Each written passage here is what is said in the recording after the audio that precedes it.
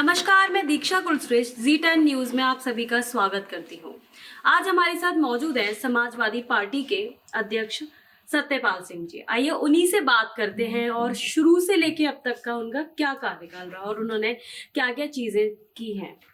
Sir नमस्कार, आपका नाम? नमस्कार, सत्यपाल सिंह यादव नाम है मेरा जी सर, मैं जानना चाह रही थी जैसे कि मैंने सुना है, जाना है कि आप शुरू से स्टूडेंट लाइफ से इस पॉलिटिकल में आप आए हैं, ठीक है। तो उस टाइम पे कैसा दौर था और आज के जो नीति, आज की जो लोग हैं पीढ़ी है, उसमें और इसमें आज में क्या फर्क है? वहाँ के लोगों में, रब के लोगों में बहुत फर्क है। जब हम 8वीं 9वीं क्लास में पढ़ते थे जी, तो तब इनका सबका गठबंधन था आपस में। सऊदी यादव जी थे, लालू जी थे, मुलायम सिंह जी थे, सभी लोग थे जो भी मोर्चे के थे, रामविलास पासवान जी थे। तो हम लोग तो खाली बस ये देख रहे थे क्या मामला क्या नहीं है, राजनीति से जुड़ रहे थे, देख रहे नेताजी की नीति क्या है क्या नहीं है। तो हमको लगा कि किसानों की आज कोई लड़ाई लड़ रहा है तो आदरणीय नेताजी मुलायम सिंह यादव लड़ रहे हैं, और कोई नहीं लड़ रहा। तो हम लोग उनकी नीतियाँ समझते हुए जो किसानों के जो पक्ष में जो लड़ाई लड़ रहे थे वो मुलायम सिंह जी लड़ रहे थे, उन्हीं नीतियों पर हम लोग माननीय मुलायम सिंह के नेतृत्व में उनके साथ लग गए। तो सर जैसे आपने अभी मुझे बताया कि मैं ये और जानना चाह रही थी आपसे कि शुरू से आपके अंदर ये कैसे इच्छा जागी कि आपको राजनीति में आगे बढ़ना है, और आपने क्या ऐसा देखा, किसानों की समस्याएं, उनको परेशान देखा, तब आप इस राजनीति में उतरे हैं और लोगों के आज आप इस मुकाम पे हैं? हम लोग जब पढ़ते थे तो छात्र राजनीति करते थे जी उसके बाद में छात्र राजनीति में हम लोग चुनाव भी लड़े, जी अध्यक्ष भी रहे। उसके बाद में हम लोग जो है किसानों की आवाज उठाने के लिए हमें लगा कि कांग्रेस पार्टी अब जो है इस वक्त सही तरीके से किसानों की आवाज नहीं उठा पा रही है। तो हम लोग आदरणीय नेताजी मुलायम सिंह यादव के नेतृत्व में हम लोग अपना जो है जो किसानों की मसीहा थे माननीय नेताजी, हम लोग उसी के आधार पे हम लोग उनके साथ में जुड़ते रहे और वो लोग उनकी तरह से काम करते रहे। तो मतलब आपने कम उम्र में इतना सब कुछ जाना, क्योंकि इस उम्र में बच्चे से पढ़ाई करते हैं और अपनी लाइफ को आगे क्या करना है अलग तरीके से सोचते हैं आज के ज़माने में। तो आपने इतना सब सोचा। तो दो जैसे कि भारत जोड़ो आंदोलन, जेल जो भारत जोड़ो आंदोलन में, उसमें क्या कहना है आपका? हम लोग जैसे भारत जोड़ो आंदोलन जैसे भी अभी लोग जैसे किसानों के खिलाफ जब कोई गलत आवाज लोगों ने उठाई या गलत बात करी, आदरणीय नेताजी ने उसके लिए जेल भरो आंदोलन का रास्ता एक चुना। कांग्रेस की हुकूमत थी, कांग्रेस को अगर कायदे में किसी ने इस प्रदेश से उखाड़ा है तो वो नेताजी मुलायम सिंह यादव हैं।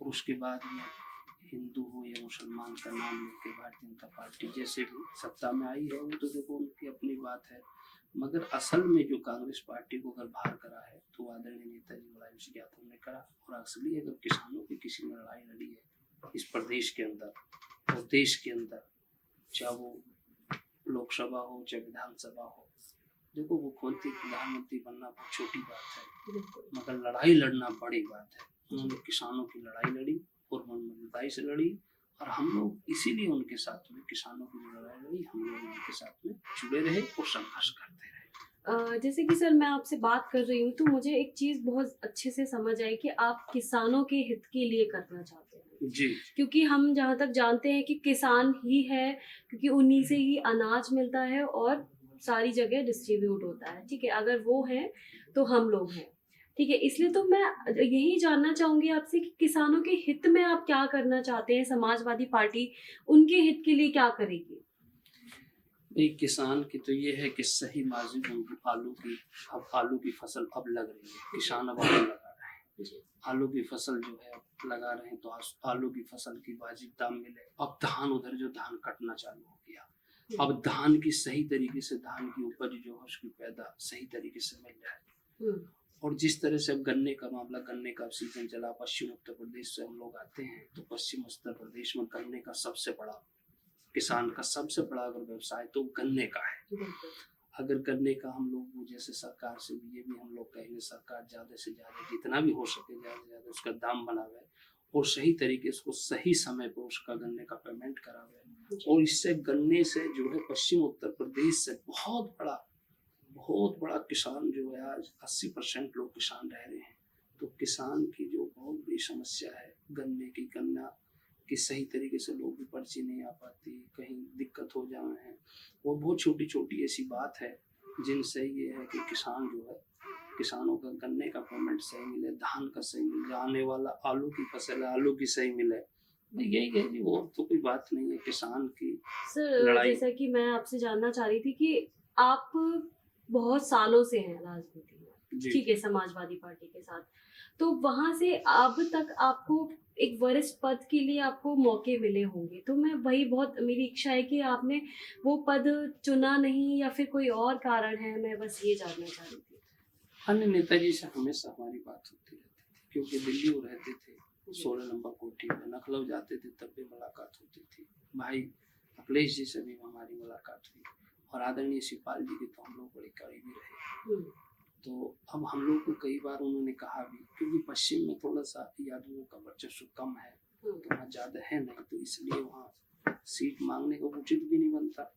तो उन्होंने कहीं हमको कहा कि भी तुम्हें कहीं एडजस्टमेंट कर दें, एमएलसी की बात भी आई कि भाई आपको एमएलसी बना दिया जाएगा। तो हमने कहा कोई बात नहीं, जैसे भी मौका लगेगा। तो हम लोगों ने वो, मैंने कहा पद बड़ी चीज़ नहीं, काम बड़ी चीज़ है। हम लोग तो आदरणीय नेताजी के नेतृत्व में काम कर रहे थे और काम कर रहे हैं। फल की इच्छा तो भगवान की बात है, मिलना न मिलना, देना न देना, ये तो सब जो कुछ है अपना। मतलब आपका ये कहना है कि पद मैटर नहीं करता है, लेकिन जो आपके काम है वो आपके लिए सबसे ज्यादा मेन है कि आप काम क्या कर रहे हैं किसानों के लिए। जी, वो आपके लिए महत्वपूर्ण है, ठीक है। जैसे कि सर सहकारी राजनीति, ठीक है, वो चलाई गई है महाराष्ट्र में, तो और प्रदेशों में क्यों नहीं है? अब जिस तरह से महाराष्ट्र में सबसे पहले अगर कोऑपरेटिव किसान सेवा सहकारी समिति, जो कोऑपरेटिव का सबसे पहले महाराष्ट्र में स्टार्ट हुआ, और महाराष्ट्र में बड़ा इसमें विकसित भी है, और महाराष्ट्र में बहुत बहुत तकड़े में है। उस तरह से जिस तरह से महाराष्ट्र में चल रही है, उस तरह से ये उत्तर प्रदेश में नहीं है। उत्तर प्रदेश में कोऑपरेटिव जिला सहकारी बैंक उस तरह से किसान को ऋण नहीं दे पाता। सोसाइटी है, सोसाइटी अब से ये सोसाइटी समय पे उनको ऋण नहीं दे पाती। जैसे आपका गेहूं का बीज है, धान का बीज है, आलू का बीज है, सब ये किसान सेवा सहकारी समिति इसी से सब जुड़े हैं।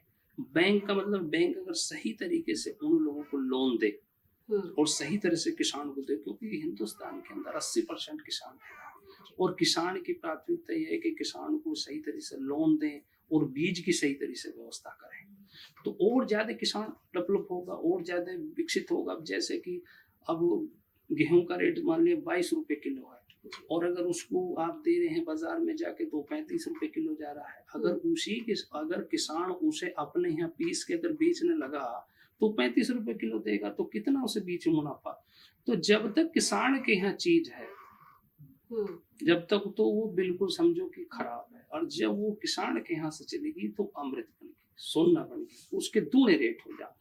गोभी किस तरह से, टमाटर किस तरह से, प्याज किस तरह, जब तक किसान के यहाँ प्याज रहेगी तो किस रेट रहेगी, और किसान के यहाँ से गई तो प्याज एकदम जो है 100 रुपए किलो हो जाएगी। टमाटर इसी तरह से वहां रहेगा तब तक किसान के खेत में, तब तक अगर बाजार में गया, मंडी में गया, तो वो दोनों रेट पे चला जाएगा।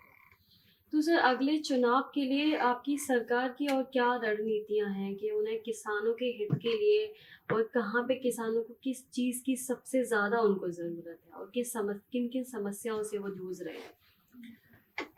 किसान देख रहे हैं जिस तरह से आगरा और लखनऊ हाईवे बना है, जी, जिस तरह से अखिलेश यादव ने मंडी को जोड़ा हाईवे से, और जिस तरह से फाइटर प्लेन पूरा उस हाईवे को उतरता है, इस तरह से पूरा हिंदुस्तान के अंदर कम ही हाईवे, मुझे तो लग रहा नहीं ऐसा कोई हाईवे हो जिसमें फाइटर प्लेन उतर जाए। और जिस तरह से हाईवे से मंडी को जोड़ा गया, और जितना बढ़िया जो मंडी जुड़ेंगी तो किसान खुशहाल होगा, क्योंकि आलू का उधर व्यापार सबसे ज्यादा होता है, ये फिरोजाबाद में, इटावे में, कन्नौज में, और इधर जितना भी है बैठ सारी आलू की चलेगी। तो आलू का जो व्यापार होगा वो मंडी से होगा, और मंडी वहाँ जो जब तक मंडी थी वो मंडी पूरी भी नहीं हो पाई, और जब मंडी पूरी नहीं हो पाई तो किसान लोगों का व्यापार कैसे बढ़ेगा।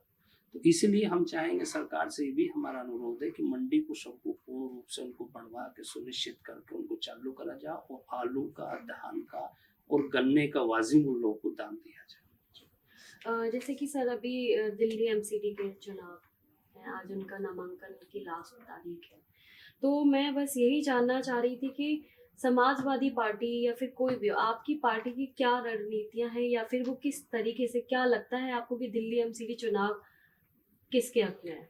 देखो, दिल्ली एमसीडी में जहाँ भारतीय जनता पार्टी और आम आदमी पार्टी और कांग्रेस चुनाव लड़ती है, तो दिल्ली जिस तरह से प्रदूषण से जूझ रहा है, और बगल के प्रदेशों से भी आप देख रहे हैं, पंजाब में किस तरह से पराली जल रही है और वो दिल्ली तक आ रही है।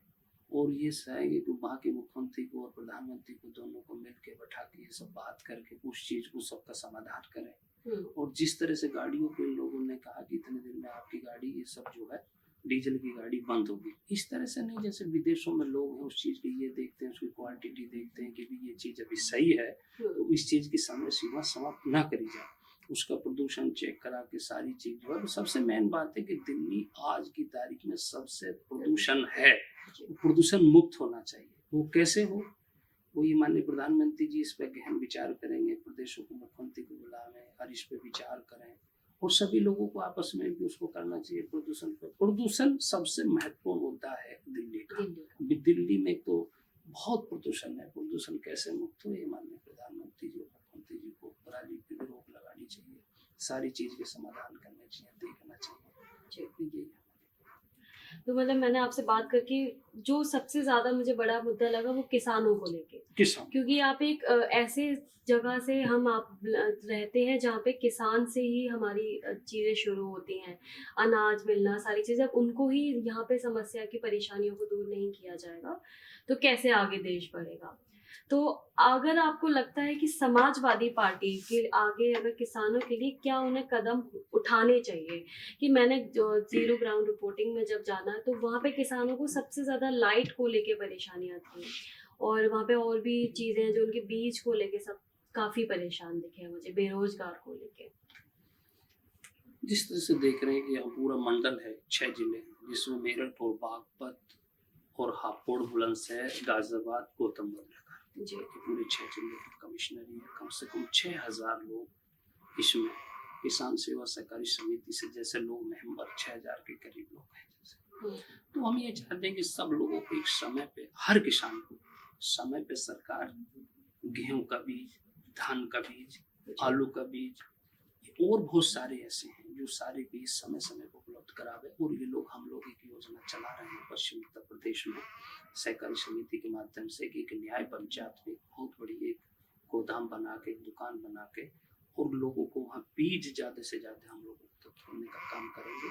और जिससे किसान, अगर 80% अगर हिंदुस्तान के अंदर किसान है, तो अगर किसान ही मजबूत नहीं है तो देश कहाँ से मजबूत हो जाएगा। देश मजबूत जब हो जाएगा जब किसान मजबूत होगा, और किसान मजबूत होगा तो देश ऑटोमेटिक मजबूत हो जाएगा।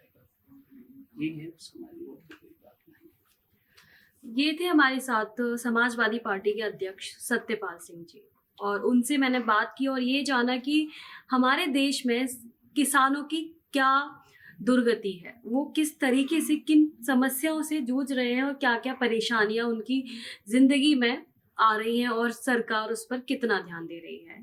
और दिल्ली में जब हमने बात की तो वहाँ पे सबसे ज़्यादा उनको प्रदूषण को लेके उनको समस्याएं दिखी। तो तब तक के लिए नमस्कार, आगे फिर मिलते हैं।